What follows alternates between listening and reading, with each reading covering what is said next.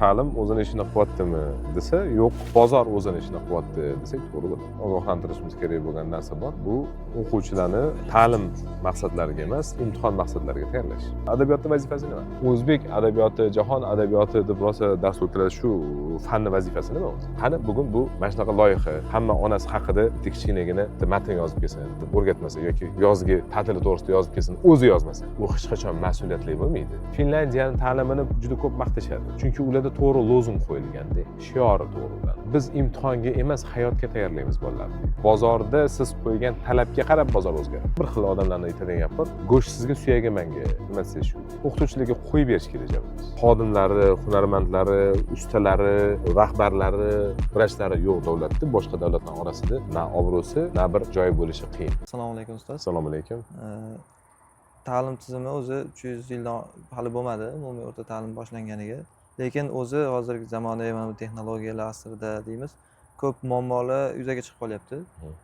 Balkim bu tizimmi emas, balki unga amal qilayotgan insonlarning aybidir yoki bo'lmasam bu balki shunaqa ko'rinayotgandir. Ya'ni qaysi zamonda ta'lim tizimi eskirdi va hokazo, balki eskirmagandir. Shu jihatdan o'zi aslida ta'lim tizimi nima, u nima vazifa bajarish kerak edi, o'zi aslida ta'lim tizimi va bu ta'lim tizimi hozir qanaqa bo'lib qoldi? Ya'ni hozirgi zamonga talablarga javob bera olyaptimi yoki haqiqatan eskirdimi? Shu bo'yicha bugun gaplashsak. Rahmat. Umuman olib qaraganda, boyaga aytganingiz 300 yil noto'g'ri tushunishmasin, ta'lim tizimi balki 10 ming yil bo'lgandir boshlanganiga, tizimli ravishda umumiy davlat yoki umuman biron bir mexanizmga tushganiga ko'p bo'lmagan. Ya'ni umumiy maqsadlarga yo'naltirilgan hozirgi umumiy ta'limga aytadigan bo'lsak, ta'lim tizimi eskirmagandir, lekin ta'lim ishtirokchilari tomonidan ozgina loqaydlik boshlangan desa to'g'ri bo'ladi. Ya'ni kim ota-ona bolamni maktab o'qitib berish kerak deb qarash mumkin. Maktab ota-onaning o'zini vazifasini undan talab qilish mumkin va hokazo va hokazo shunga o'xshagan narsalar. Hamma o'zini vazifasini bajarmagandan keyin bu qo'pol qilib aytganda bir chinqirib yotgan chaqaloqdek gap bu. Otasi pul topsa, onasi masalan shuni yo'rgaylar boshqa qilib qarasa, bola katta bo'laveradi. Buni ishini bunga, buni ishini bunga tashlaydigan bo'lsa, xuddiki bir bola tashlandiqdek bo'lib qoladi. Ta'lim hamma baravar qiladigan ish bu. Bolasini yaxshi, ota-onadan yaxshi tushunadigan odam yo'q. Shunga qarab kelib masalan o'qituvchiga aytish kerak, men bolam mana bunaqa, mana bu tomonlama gapiring deb. U o'rtasida masalan o'ziga yarasha mayda chuyda kelishmovchilik chiqqandan keyin aralashmasdan, undan oldin kelib aytish kerak. Xuddi shunga o'xshab uyda uni uy ishini qilishini va hokazolarni qarash kerak. Hozir masalan bir xilda maktabga borsangiz bolalarning kichkina popkasi bor.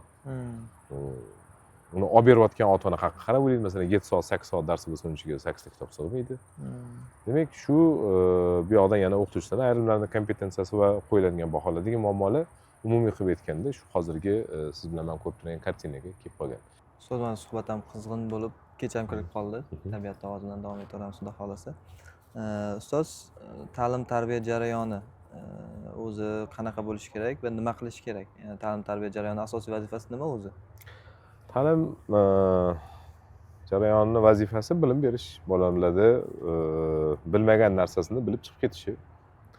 Endi ichiga zamonaviy hozirgi kundagi 21-asr layoqatlari, kompetensiyalar deydi.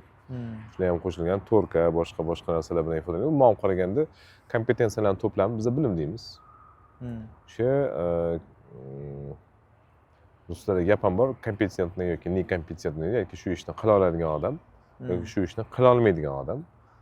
Qila olmaydigan odamga ish buyurganingizdan keyin yoki iltimos qilganingizdan keyin u ishchi chala bo'lishi tabiiy. Demak, bolada nimadirni bilmaydi va maktabda yoki ta'lim jarayonida shuni bilib ketish kerak. Endi hozirgi zamonda bizda katta urg'ulanishimiz kerak bo'lgan, ogohlantirishimiz kerak bo'lgan narsa bor. Bu o'quvchilarni ta'lim maqsadlariga emas, imtihon maqsadlariga tayyorlash. Ya'ni kim imtihonlar ma'lum bir formatda o'tadi va shu formatga uni olib kelib tayyorlash. Ya'ni kim bu qo'limda bir loy bor. Bu loyda masalan bozorda hozir olaylik 20 sm ga 10 sm bo'lgan g'ishtga talab ko'p. Men shunga moslashtirib chiqaryapman.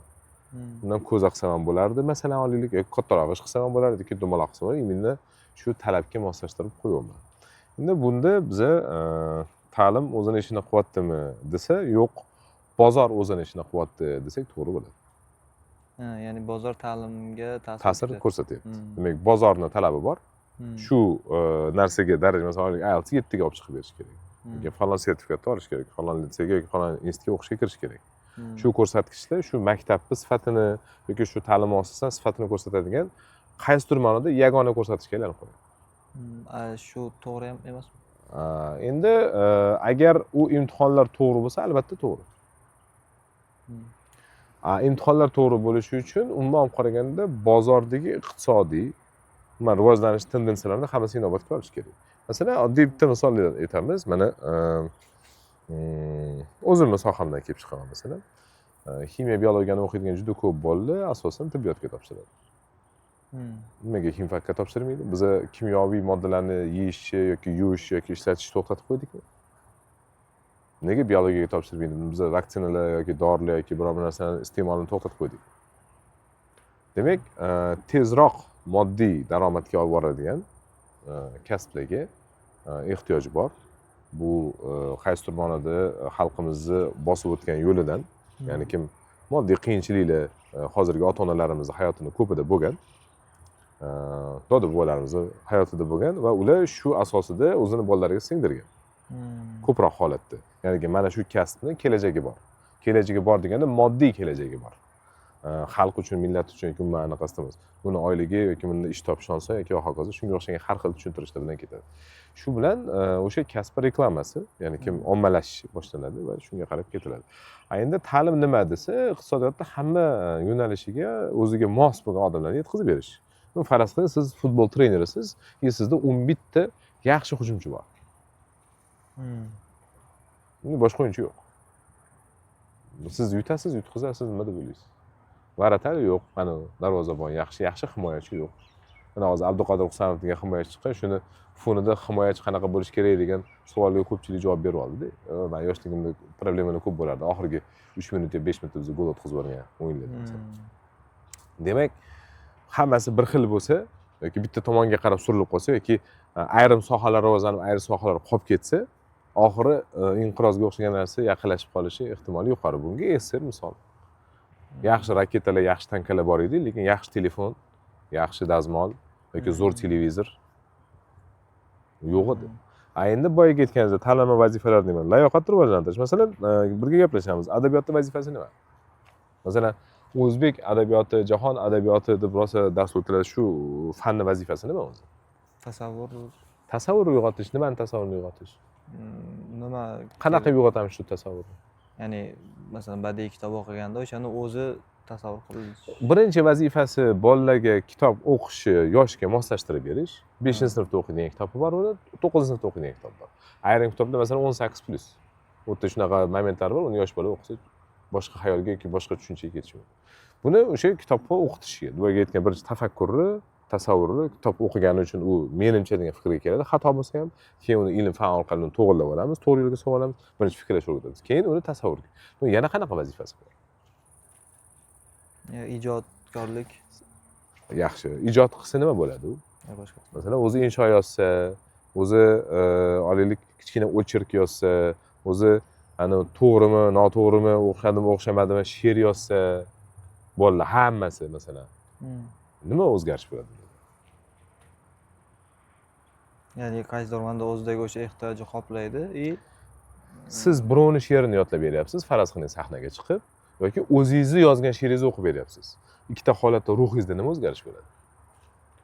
Bu birinchisida siz she'r yodlab berdingiz. Tashqaridan bo'ladi-da. Yashang. Keling, bitta narsani eshitamiz. Siz birinchi holatida masalan olaylik Po'lat Mo'minning she'rini yodlab berdingiz. Va uni xunukroq yodlab berdingiz. Ya'ni kim chiroyli ifodali qilib emas, endi men uni noto'g'ri so'z aytib qo'ygandirman xunuk bilan deb, unchalik ham odamlarga yoqadigan qilib o'qib bermadingiz. Kimdir kichkinagina qilib ustingizdan kulib qo'ydi masalan, mazax qilib qo'ydi, shuni unaqa aytmadingiz. O'shanda siz xafa bo'lishingizni 10 ballda 2 ballda baholasangiz, siz o'zingiz she'r yozsangiz, to'rt qatorgina o'zi u rasvo she'r bo'lsin. Uni rasvoligini hozir tushunmaysiz. 15 yildan keyin o'qib ko'rsangiz, o'sha ham she'rim shuni men yozganman deb olishingiz mumkin. Lekin o'shani o'qiganingiz odamlar ustidan ko'rsa bilasizmi, siz 10 ballda 9 ballda qilib bo'lasiz. Balki 10 ballda qilib bo'lasiz. Bu nimaga uchun? Chunki siz mas'uliyat olgandingizda shu she'r yozaman deb. qaror qabul qilgandingiz, ijod qilgandingiz, o'zingizni borlig'ingizni tikkan edingiz. Demak, biza bolalarni rizq qilishga ham o'rgatishimiz kerak adabiyotda. Adabiyotda o'zi insho yozmagan, ko'chirib bergan yoki o'zi biron bir anaqa to'g'ri va noto'g'rini biron bir ijod qilib ko'rmay, kichkinagina o'sha narsani o'rgatishga olib chiqmasak. Qani bugun bu mana shunaqa loyiha, hamma onasi haqida bitta kichkinagina bitta matn yozib kelsin deb o'rgatmasa yoki yozgi ta'tili to'g'risida yozib kelsin, o'zi yozmasa. U hech qachon mas'uliyatli bo'lmaydi. O'zi mas'uliyatli bo'lmagan, o'zi ish qilib ko'rmagan odam sizni ishingizni qadriga yetmaydi. Birovni mehnatini qadriga yetish uchun boshqacharoq qilib aytganda, siz bir joyga kelsangiz, o'chirib turibdi. Non olish uchun o'chirib turibdi yoki mashina olish uchun o'chirib turibdi yoki avtobusga chiqish uchun o'chirib turibdi. Sizdan oldin kelgan odam qachon hurmat qilasiz? Qachonki o'zi shu o'chirtda turib, kimdir sizni o'sha yerdan turtib chiqarib yuborganda kuchingiz yetmay qolganligini tushunganingizda, o'shani o'rniga o'zingizni qo'yganingizda. Tushuntira oldimmi? Jamiyatni tartiblaydi bu narsa. Bu xuddi ro'za tutganda och qoladigan insonlarni sabrini shakllantirganda ekan. Matematikani vazifasi nima? Bir dunyo vazifasi u. Fanlarning ko'pchiligini vazifalari hamohang bir-biriga o'xshaydi o'zi. Faqat har xil nuqtadan o'rgatadi. Matematikani vazifalaridan nimani bor bo'lyapsiz? Xohlasangiz boshqa fanni aytaman. Matematika shu mantiqiy fikrlash, prognoz qilish. Matematika qanaqa prognozlaydi? Ya'ni kelajakni oldindan qanaqa bo'lishini. Yashang. Mana biza biznes qilishdan oldin matematikaga murojaat qilamizmi, qilmaymizmi? Ya'ni o'zbeklar bilmadim, o'z asli qilish. Murojaat qilasiz. Bunga necha pul ketadi? Qancha foyda qoladi? Tushuntiroldim? Falon masalan olib sotadigan narsangiz bo'lsa, o'tda necha pul, bu yerda necha pul, farq qancha? Yoki ikki kishi qiladigan bo'lsa, menga qancha foiz qoladi, senga foiz, nalogi qancha buni? Qilishdan oldin qilinadi bu ish. Shunisi prognozdir. Uy qurishdan oldin matematikaga murojaat qilamizmi? Albatta. Bizda bu qachon bu narsaning muhimligini tushunib yetadi. Masalan, men o'zim hayotimda bo'lgan kichkina narsa aytib beraman sizga. Uyimizdek anaqa hammom deydi-ku, shunaqa narsa bo'lardi. Qo'l bola qurilgan, usta qurmagan, oilaviy o'zimiz imkoniyatimizcha qurilgan narsa edi. Uni bir kun endi eskirdi, ma'naviy ham eskirdi, o'zi ham eskirdi. Biz uni ozgina qo'limizga daromad tushib katta bo'lganimizdan keyin qo'shib chatib boshqatdan bu yerda hozirgi zamonaviyroq qurishga ozmi ko'pmi harakat qildik. Shunda usta menga faloncha kafil olib kelish kerak deb aytdi. Shu kafilda men aytdim, siz aytayotgan sal ko'proq, uncha emas, buncha kerak desam, nimaga dedi. Chunki men o'lchab chiqdim, kvadrati buncha chiqdi. Bu juda kuchli matematik bo'lish kerak emas buning uchun. Lekin u maktabda o'qimagan, men maktabda o'qigan edim. Usta mendan bir ko'ch katta edi. U nima qilar ekan? U taxminan bundoq ko'z chamalab 5 korobka, 8 korobka, 10 korobka aytib olar ekan. Sinib 4 ta 5 ta qo'yib, keyin bu bilan biz ozgina bahslashib qoldik, bo'lamiz. Men sen aytganingni olib kelaman dedim. Ortib qolgan oyligidan bos qolaman. Qo'shnimida shunaqa gap gapirishga haddim siqadigan odam. Yo, bo'pti saniki bo'la qolsin, lekin dedi, ovora bo'lib borib kelasan, ko'rasan dedi. Bu yerda ataylab sindirmasang, men ovora bo'lmayman dedi.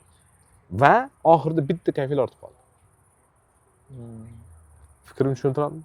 Demak, bu kichkina miqyosda. Endi katta miqyoslarda katta nima qiladi? Odamlar masalan uyini remont qilib kelsangiz, yarim mashina qum ortib qoladi. 2 korobka kafil ortib qoladi. Yoki to'y qiladi, bir dunyo osh-ovqat ortib qoladi. Bunaqa narsa yo'qmi? Avval gunohmi, gunoh emasmi? Uni oldini olish uchun matematika kerakmi? Va hokazo. Tiqilyapti. Masalan, boshqa har qanday fanni olib qaraydigan bo'lsangiz, olaylik, fizika nima uchun kerak? Fizika ko'p jihatdan matematikaga ham o'xshash. Tushundim. Mana fizika fanini o'rganganimda keyin hozir umuman bitta qilib gapirib beraman. Fizika fanini vazifasi dunyo sanga bog'liq emasligini tushunish uchun kerak. Men hamma narsani qilib tashlayman degan kekka emasligimiz uchun kerak. Millionta sababi bor. Boshqacharoq qilib aytganda, Ibn Sinoning gapi bor. Men deydi, tibbiyotni o'rganganim sari, bosh miyani o'rganganim sari yaratgan Allohga nisbatan hurmatim oshib ketyapti. Fizikani o'qigan odam tushunadi, bu tok kuchi bor, boshqasi bor, shamol bor va hokazolar bor. Bu narsani boshqarish uchun ma'lum qonunlar bor, yaratgan tomonidan bizga joriy qilingan. Shuni o'rgansa, mana shu qonunlar orqali qilsa bo'ladi. Tushuntira oldimmi? Mana men yaqin orada ham eshitaman, is gazi bilan qishda vafot etdi, falon. Nima deb o'ylaysiz? Is gazining zaharliligi bizning kimyo kitoblarda yozilmaganmi? uni qanaqa hosil bo'lishi, uni tarkibi, u kislorod kam bo'lgan sharoitda hosil bo'ladi. Uning uchun ventilyatsiyani bilish kerak. Bu elementar narsalar. Endi mana shularni kompetensiya desak, bola birinchi eslab qoladi, keyin tushunadi, keyin qo'li bilan bajaradi, xatosini boshqasiga solishtirib uni farqini topadi, undan keyin sharoitni baholaydi, prognozlaydi va o'zi bir narsa kichkina narsa yaratadi. Xulosa yaratadi. Ha, endi tushundim degan narsa. Shu narsagacha olib chiqish fanlarning vazifasi. She'r yodlatish yoki bir-biriga o'xshash bo'lgan masalalarni qayta-qayta eshitirish emas. Finlandiyani ta'limini juda ko'p maqtashadi. Chunki ularda to'g'ri lozung qo'yilganda, shiori to'g'ri ularning. Qanaqa? Biz imtihonga emas, hayotga tayyorlaymiz bolalarni deydi. Bizda ta'limda shior qanaqa bilasizmi? Institutga kirgach shior emas, KPI ham institutga kirgizish. Mayli shunaqa deylik, ya o'zi mana shiorga o'xshagan nima shior, nima bilasiz? Masalan, ko'p ta'lim muassasalarida ishlagan odam. Shior. Ilgari bo'lardi. O'zbekiston kelajagi buyuk davlat yoki shunga o'xshagan narsa. Hozir yangi O'zbekiston avlodlarini ko'ryapmiz. Lekin bu davlat shiori. Ta'limni o'zini nima shiori bor? Shior yo'q. Deyarli yo'q. Siz aytayotgan narsa KPI emas u. Ko'rsatkich emas u. Chunki siz aniq o'sha bolalarning nechtasi o'qishga kirganini bilasizmi o'zi? Yoki ular qo'shib aytadimi? 90% holatda qo'shib aytadimi? Masalan, ma'lum bir uchebni sentr yoki ma'lum bir ta'lim muassasasi hamma o'zini nechta ta'lim olayotgan bolasi qanchasi o'qishga kirdi, qanchasi kirolmadi, qanchasi buradan xafa bo'lib ketganini to'liq aytadimi? Unda bu shior emasdi. Bu PR bu. To'g'ri aytdimmi? Yaxshisini oshirib, yomonini yashirib. Demak, fanni, umuman ta'limning vazifasi nima desa, bolalarni hayotga tayyorlash. Shuning uchun Finlandiyani adashmasam unda 3-4 yil oldingi edi, Rossiya o'ziga solishtirganda. Rossiyada qaysidir bitta forumda o'sha rus olimi onlayn anaqada muloqotda aytibdi. Finlandiyada qilingan kashfiyotlarning 20% hayotga tatbiq qilinadi. Ya'ni kim 10 tadan 2 tasi. Bizda shu 0.2% bor. 10 barobar. Bu yo'q, 100 barobar, 1000 tadan 2 tasi. Xuddi shu narsa Finlandiyada 1000 tadan 200 tasi. 100 barobar. Tushuntiradimi? Agar biz bolalarni haqiqiy hayotga, umuman qaragan iqtisodiy muammolarni prognozlab olib, 10 yildan keyin, 20 yildan keyin anaqa muammolar, anaqa kadrlar kerak bo'ladi, o'shani rivojlantirmasak bo'lmaydi. Uning uchun nima qilish kerak? To'g'ri saralash kerak. Bola o'zini to'g'ri yo'nalishda bo'lishi kerak. Eng kamida 7-sinfda. Eng kamida nima? Eng uzog'i. Bizda 1-sinfdan 4-sinfgacha ota-onalar juda yaxshi qarashadi bolalarga. Ham homiylik, ham ana nima deyapti, ustozlik qilishadi. 5-sinfdagi qiyin fanlar boshlangandan keyin qaysi ota-onalar dars qiladi? Majlisga chaqirsang kelmaydi. Eng qiyin fanlar boshlangan paytda bizda bolalar yolg'iz qoladi. Eng yaxshi bitta shior bor ota-onalarda, 9-10-sinfgacha yurib turadi, keyin repetitorga berasan, o'shanaqa institutga kirgizadi. Ta'limdan maqsad mana shu bir xil ota-onalarning ham gaplarida eshitsa, mana shu hammasi bir pena bo'lib qolgan. Bu pena bo'lib qolishiga, ya'ni ko'pik bo'lib qolgan. Ya'ni kim bo'lib qolishiga menimcha ota-onalar o'z sababchi. Ya'ni kim bozorda siz qo'ygan talabga qarab bozor o'zgaradi. Masalan, bozorda chirigan pomidor bor. Shuni hamma olib yotibdi. Chirigan pomidor sotayotgan odam ertaga ham chirigan pomidorlar bo'lsa, olib chiqadimi, olib chiqmaydi? Olib chiqadi. Siz chirigan pomidor olmayapsiz. Borib talab qo'yasiz. Yo'q, menga mana shu pulimga yaxshisini bergin deysiz. U majbur bo'ladi olib kelishga. Bizda borib darsga borib o'tiradigan, tushuntiradigan yoki talab qiladigan ota-onalar deyarli yo'q. Bozor asosiy ishtirokchilaridan bittasi, 3 tadan bittasi. Davlat qo'ldan kelgancha anu tekin qilib bergan kitobigacha maktab svet tekin, отопление tekin, o'qituvchining oyligini hech kim to'lamaydi ko'p holatda, agar u частный bo'lmasa. Lekin o'shani loqal borib uyda bolasini darsini qildirib, keyin bu yerda talab qilish mumkin-ku. Lekin uning uchun nima kerak? Boyaga aytgandek, abstrakt fikrlash kerak-da, konkret emas. Ko'rgan narsasini tushunish bor, hali ko'rmagan narsasini ham anglash bor. Ha, buni oxiri mana bu bilan tugaydi. Buni oxiri anaqa bo'ladi. Prognozlay olish bor. Bu qattiq gapiribdi, boshqa deb urush janjal qilib Telegramga chiqib yurgani bu ana olmani qizil ekan degandek gap. Olma shirin ekan deyish uchun yeyish kerak.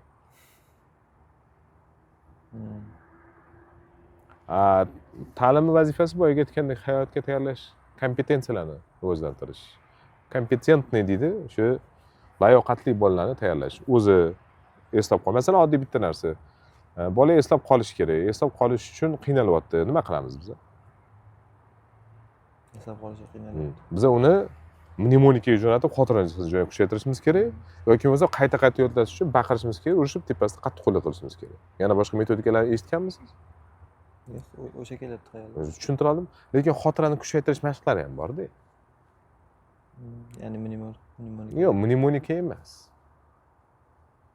Mnemonika bor xotirani menimcha yana ham bir kengaytirish yoki shunaqa bo'lishi mumkin yoki foto pamyat yoki boshqa narsa kuchaytirish mumkin. Lekin oddiy bitta narsa bor-da, jarayonni eslab qolish degan narsa bor. Buning uchun tasavvur bo'lish kerak. O'zing tasavvuringga kirmagan narsa qanaqa eslab qolasan? Men sizga savol beraman hozir. Bitta zarrachalar bilan azot atomi bombardimon qilindi. Ko'z oldingizga nima kelyapti? Oddiy обычный urish. Yoki natriy karbonat tuzi 40 gradus temperaturada gidroliz bo'ldi. Ko'z oldingizga nima kelyapti? Hech narsa. Tushuntira oldimmi? Uni xohlasangiz ham eslab, so'zni eslab qolasiz. Lekin men sizga berganimda faqat so'z bermadim. Men sizga ma'no berdim. Bilim berdim. Siz tasavvur qilishingiz kerak bo'lgan jarayonni berdim. Siz bittasini eslab qolasiz. Bu qo'polroq qilib aytganda sizga kelib men rosa nasihat qildim. Yaxshi bugun bu uyda dedim. Kerak gaplarni gapirdim, boshqa qilinib ketdim. Uyga bordingiz, adangizga borib, ana kishi menga baqirdi deysiz. Nega baqirsa bilmadim, o'z-o'zingizga baqirib ketdi deysiz. Uni ichida qancha gap ketgan. Faqat baqirganim esingizda. Tushunish shoshirish kerak. O'zi qo'li bilan qila olish shoshirish kerak. Mana oddiy bitta eng katta kamchiliklardan bittasi. Bizda masalan futbol o'ynayotgan bolalarda e'tibor bersangiz, har bitta bolaga nisbatan ko'p bo'ladi-da. Bizda ximiya laboratoriyada har bitta bolaga nisbatan kolba ko'pmi? Probirka ko'pmi? Har bittasini qo'lida bittadan. Rahat ustoz. Tushuntira oldimmi? Bu umumiy kompleks problemalar bor. Shu narsaga kelish kerak. Ustoz keyingi anaqa hozir men ota-onalar haqida gaplashdik-ku. Ota-onalar qachon ta'limni qadriga yoki ahamiyatiga yetadi? Men o'ylayman, o'sha ta'lim bilan mukofotlanib, ta'lim bilan jazolanmaguncha nimadir o'zgarish qiyin. Ya'ni biz ta'lim bilan mukofotlanib jazolanmadikmi hali? Men o'ylayman, ya'ni nimadir qilsa, uni masalan ilmiy asosidagi ilmiy asoslangan holatda noto'g'riligi isbotlanib va o'sha natijasida nimadir pand yoki nimadir jazo yemaguncha. Bir kun butun O'zbekiston hammasi tushunib yetishigacha men yashaymanmi yo'qmi bilmadim. Lekin pand yeyish kerak bo'lsa, ancha pandimizni yedik. Bozorga chiqib O'zbekistonda ishlab chiqarilgan narsani topish osonmi, qiyinmi? Endi bu nima deydi? Ko'rish qiyin bo'lgan narsa. Inson o'zini tanasida his qilsa. Demak, unda tasavvur bilan tafakkurni rivojlantirmasdan iloji yo'q ekan-da. Biz hozirgi bolalarga urg'u bersak, ular ota-ona bo'lganda yaxshi bo'ladi. Hozirgi ota-onalarni bolasi bilan dars qilishiga undash, tushuntira oldimmi? Bu xuddiki invalid odamni o'sha ma'lum bir tanasidagi bir a'zo lat yeb nogironlik nafaqasiga chiqib bo'lgan odamni qo'ldan kelmaydigan narsani so'rashga o'xshagan narsa. Bir xil holatlarda men prosta aralashmasligini xohlayman. Masalan, o'zimda bo'ladigan narsa bir xil odamlarni aytadigan gap bor. Go'sht sizga, suyagi menga. Nima desa shu deydi. O'qituvchilarga qo'yib berish kerak jamimiz. O'zi yaxshi o'qituvchilarimiz bor hali ham. Ular bo'ladi. Hali ko'p vaqt bo'ladi, chunki yaxshi o'qituvchiga jamiyatda har doim ehtiyoji bor. Shuning uchun o'shalarga qo'yib berish kerak. Boshqa oqsayotgan o'qituvchilarimiz shularga borib o'rganish kerak. Mana bizda hozir ko'p biznesmenlar bor, borib o'rganib kelyapti qayerdadir. Men tikuvchilarni o'rganayotganini ko'rdim. Kelin bo'lish uchun pishirish o'rganayotganlarni bilaman. Va hokazo odamlar ingliz tilini o'rganyapti. Dunyoni borib boshqa men doktorlarni taniyman, borib har xil operatsiyalarni o'rganib ketishyapti. Ustalarni bilaman, borib o'rganib nimalarni o'rganib ketib bir-biriga o'rgatayotgan. O'qituvchilarimiz ham shuni o'rganish kerak. Ozgina manmanlikdan, kibrdan pastga tushib, balki yoshroqdir o'sha o'qituvchi, balki sal boshqacharoqdir. O'shaning darsiga kirib bir-birimizdan o'rganishimiz kerak. Mana shu bitta maktab o'zida ham bitta o'qituvchi topiladi bu. Hammasiga ozmi ko'pmi foydasi tegadigan. Bizda o'zaro ichki malaka oshirish kuchayishi kerak Hmm. va aybimizni tan olish kuchayishi kerak. O'sha bolalarimizda, ota-onalarimizda bor kamchilik o'qituvchilarimizda ham yetarlicha afsuski. Endi hozir guruch ko'rmaysiz bo'lmaydi deb situatsiyani oqlashimiz mumkin, no gapirgan bilan hozir tugaydigan narsa emas. Hmm. Yangi avlodga ko'proq urg'u berishimiz kerak. Hozirgi ota-onalarni o'qituvchilarga shans berib, mayli shu o'qituvchi yaxshilikni tilayotgan bo'lsa kerak, kutaylik degan narsaga olib borish kerak. Boshqa narsani bilmadim. Endi jismoniy ta'sir balki cheklash kerakdir, qaysi ma'nodaki, biz bilamiz, hozirda ham bilamiz, masalan, qayerdadir urib yoki qayerdadir xifchinlab tushuntirish mumkin. Undan boshqasiga o'qituvchiga qo'yib berish kerak deb hisoblayman. Albatta so'kmasa, boshqa qilmasa, unga yarasha o'sha o'qituvchini ham asabini joyida saqlab turadigan bolani to'g'rilab olib berish kerak. Masalan, men sizga o'zi quturgan itni olib kelib bersam-da, u sizni tishlayotgan bo'lsa, siz ham unga yarasha o'zingizni himoyalayotgan bo'lsangiz, nega meni itimni urding deb keyin siz bilan urushganim foydasi yo'q. Boyaga aytgan narsangizga, bolalarni saralash kerak deganingizga. To'g'ri saralash bo'lmasa, bahosi to'g'ri qo'yilmasa, masalan, faraz qiling, to'g'ri baho qo'yilsa nima bo'ladi? O'zbekistonda hamma maktablar to'g'ri baho qo'yishni boshladi, faraz qilamiz. Hammasi, hech kim ko'chirmayapti. Statistika qo'mitasiga ma'lumot keladi. O'zbekistonda 95% odam, masalan, geografiyadan past baho olayotgan ekan. Bu davlatga zo'r signalda. Ertaga yaxshi kadastrda ishlaydigan, yaxshi geologlar kamayib ketadi degan. Yoki kimyadan past baho olayotgan ekan. Soxta baho bo'lgandan keyin uni davlat baholay oladimi? Qarib ketayotgan rivojlanish yoki tubanlik bo'layotganligi. Unda iqtisodiyot nimaga tayanadi? Yolg'on ma'lumotga. U yolg'on ma'lumot nima olib keladi ertaga? Yaxshi rezultat. SSR holat qaytariladi. Tushuntiroldim. Demak, to'g'ri baholashni qo'yishimiz kerak birinchi. Bolasi 2 oldimi, qarindoshi bo'lsa ham 2 qo'yish kerak. Va shu ota-onaga shu narsani qo'yib berish kerak. To'g'ri saralanish kerak. O'shanda biz bilamiz, mana men bolalar matematikani yaxshi o'qiyapti. Masalan, 1-sinfdan 4-sinfgacha 5 ta sinf bor edi, shuni aytibdi. Falonchilar matematikani yaxshi o'qiyapti, har bir guruhda. Falonchilar til adabiyotni yaxshi o'qiyapti, falonchilar rasmni yaxshi. Shunga qarab ularni qanaqadir ixtisoslashgan sinflarga ajratsa ham bo'ladi. Shunda bizning qo'limizda giloslar bir joyda, piyozlar bir joyda, kartoshkalar bir joyda bo'lib qoladi. Bizda hozir hammasi aralashib turadi va ular hammasini biz bir xil otmay qo'yamiz. Masalan, mosh, guruch, no'xat aralashyapti-da, biz hammasini o'quvchi deb qo'ya qolamiz. Undan nima ovqat pishirsa bo'ladi? Qanaqa ovqat pishirsa bo'ladi? Buning uchun qo'lingizda alohida turish kerak oldin. Keyin ovqatga solasiz. Biza o'qituvchilardan to'g'ri baho qo'yishni ota-onalar iltimos qilish kerak. 2 olsa bolasiga ham bolam aybdor deyish kerak. Shuni xulosa o'laroq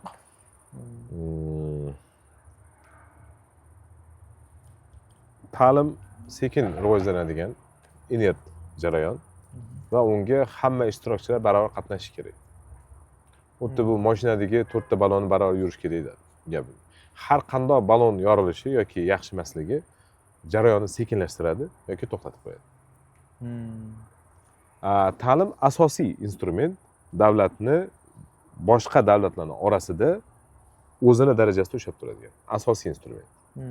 Aqlli odamlari, aqlli farzandlari, shu ishni eplay oladigan layoqatli, kompetentli xodimlari, hunarmandlari, ustalari, rahbarlari, vrachlari yo'q davlatda, boshqa davlatlar orasida na obro'si, na bir joyi bo'lishi qiyin. Soxta obro' bilan yashashga to'g'ri kelib qoladi. O'sha SSRdagi o'sha yadro bombasiga o'xshab. Hozir masalan Janubiy Koreya bilan Shimoliy Koreyani solishtirganda nima farqi bor? Bittasi rost ko'rsatkichlar bilan rivojlanyapti, bittasi qo'rqitishga harakat qilyapti. Tushuntiradimi? Janubiy Koreya shunchalik rivojlanib ketganki, yonidagi yadro bombasi yashamoqchi bo'lgan davlatga ham odamlar borib yashashga tayyor. Bizga bir paytlar aytishardi, qo'shnimiz Afg'oniston bo'lganligi uchun problemalar bor. O'tgan ana turizmga boshqaga odamlar qo'rqishi mumkin edi. Hozir endi ancha aniq ochilib, ancha yaxshi bo'lib qoldi. Lekin u yerda shunaqa davlat bo'lsa ham boraveradi odamlar. Nimaga? Chunki tabiiylik bor. Shuning uchun boyagi baholarni to'g'irlash kerak. Baho qo'yish uchun ancha narsani o'rganish kerak. To'g'ri baho qo'yish uchun. Buning uchun to'g'ri savol berish kerak.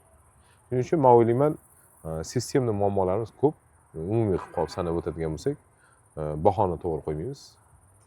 Bola hayotga emas, imtihonga tayyorlaymiz. Ota-onalar o'zini rolini to'liq tushunmaydi. O'qituvchilar o'zini vazifasini to'liq tushunmaydi. o'quvchilar o'zini kelajagini ko'rolmaganligi uchun xatoni ko'p qo'yadi. Endi bu holatda bolani ayblashimiz kerak emasligi savoliga men javob bermoqchi emasman. Chunki uni muhit tarbiyalayapti. Lekin menga afsuski ular ertaga o'zini bolasiga ham yordam bera olmaydigan darajaga kelib qolishi, masalan, to'g'ri maslahat berishga. Masalan, 7-sinf bolangizga kasb tanlashga yordam berishga nima yetgan bo'lasiz? Hozir eng moda bo'lgan narsa men o'ziga qo'yib beraman deydi. O'ziga qo'yib berishdan oldin balki 10 ta 15 ta maslahat berarmiz. Uni qobiliyatidan, imkoniyatidan kelib chiqadi. Tushuntiroldim. Men o'ylayman shu nuqtada tugatsak yaxshi bo'ladi. Qolganini keyingi suhbatlarda davom ettiramiz. Rahmat ustoz. Aytganingizdek tizimli muammoli. Buni ham bitta qanaqadir ko'rsatuvda yoki yarim soatda gaplashib bo'lmaydi. Tizimli xudo xohlasa keyingi nimalarda davom etamiz. Rahmat ustoz.